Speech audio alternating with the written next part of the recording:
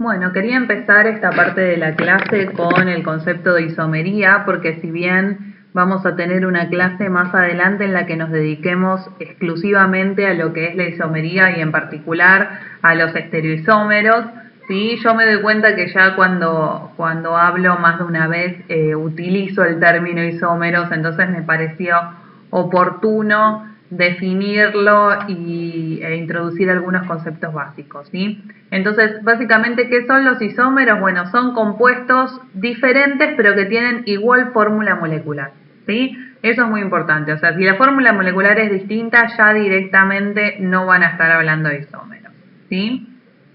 Y bueno, y es algo bastante frecuente esto, dentro de todo, en química orgánica.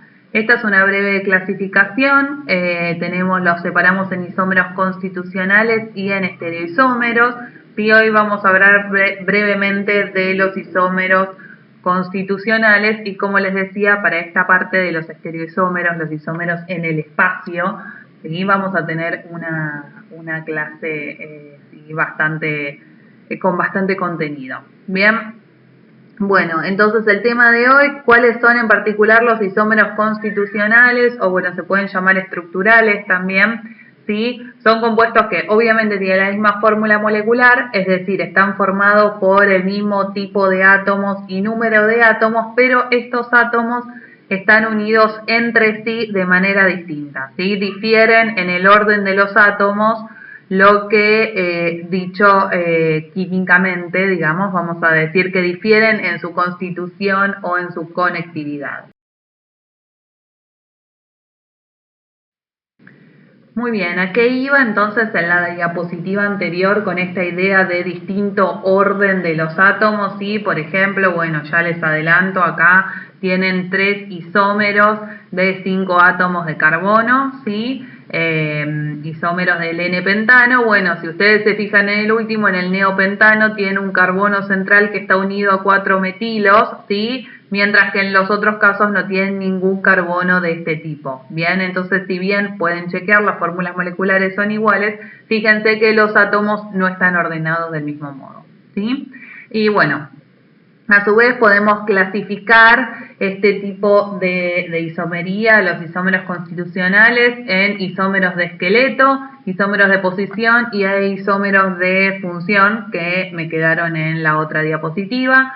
Los isómeros de esqueleto, sí, básicamente lo que cambia es la cadena carbonada, ¿está? Pueden tener cadenas lineales, pueden tener cadenas un poco ramificadas o más ramificadas. Como les decía, estos son 3 isómeros del pentano, estaba pensando en 5 átomos de carbono.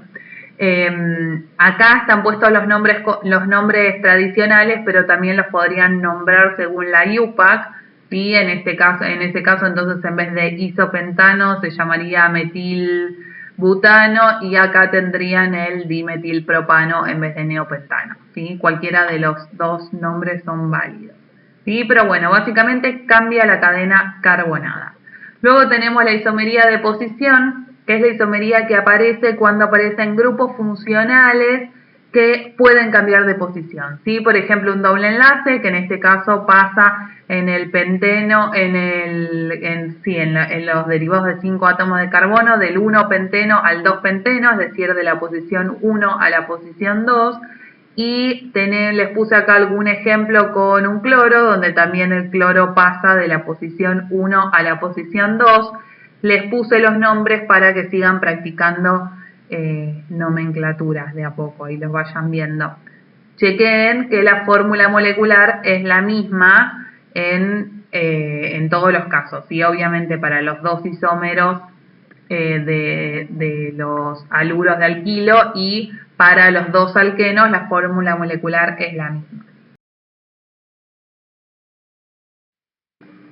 Bueno, y como les decía, tenemos luego los isómeros funcionales, ¿sí? Que obviamente son compuestos con la misma fórmula molecular, pero en este caso cambia la función química, ¿tá? Les puse algunos ejemplos, no son los únicos, pero como para que se den alguna idea de lo que estamos hablando. Isómeros funcionales son alcoholes y éteres, ¿sí? Fíjense que acá tiene el etanol y el éter metílico con la misma fórmula molecular y obviamente la función es distinta, así que los compuestos son claramente distintos. Y bueno, en el mismo sentido, aldehídos y cetonas, cicloalcanos y alquenos, ácidos carboxílicos y ésteres. Hay otros también, pero bueno, como para que se vayan dando una idea.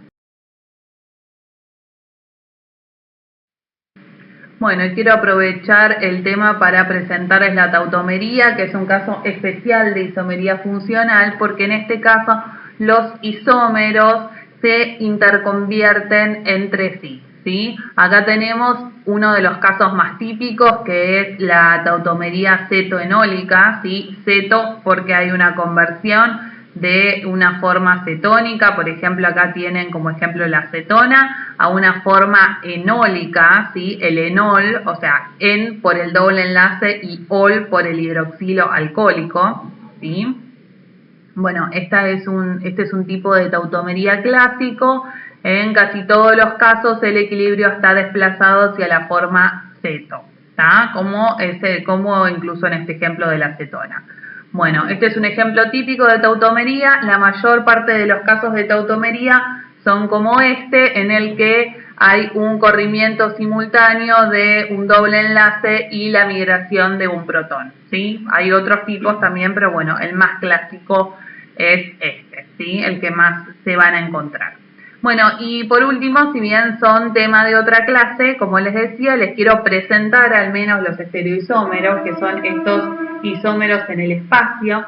Los estereoisómeros obviamente tienen igual composición significa igual fórmula molecular, y además van a tener igual constitución, es decir, el ordenamiento de los átomos va a ser el mismo, pero van a diferenciarse en cómo se distribuyen estos átomos en el espacio, ¿sí?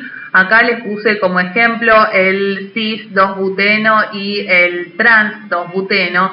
Fíjense que si van a mirar los carbonos, tanto en el cis como en el trans, cada uno de los carbonos está unido, digamos, a un doble enlace a otro carbono y a su vez está unido a un metilo y está unido a un hidrógeno, ¿sí? Eso se repite digamos, en los dos átomos de cada compuesto, y eso no cambia. Por lo tanto, podemos decir que la constitución es realmente la misma. Pero, ¿cuál es la diferencia? Que en el cis, ¿sí? Me quedan los dos metilos del mismo lado de la molécula y en el trans me van a quedar de lados opuestos, ¿sí? Este tipo de isomería, como yo les había adelantado la vez pasada, se debe a la rigidez que aporta la unión pi, que va a impedir que este enlace rote. Entonces acá tenemos el isómero cis que quedó fijo con los dos metilos de un lado, mientras que el trans los tiene fijo de lados opuestos, ¿sí?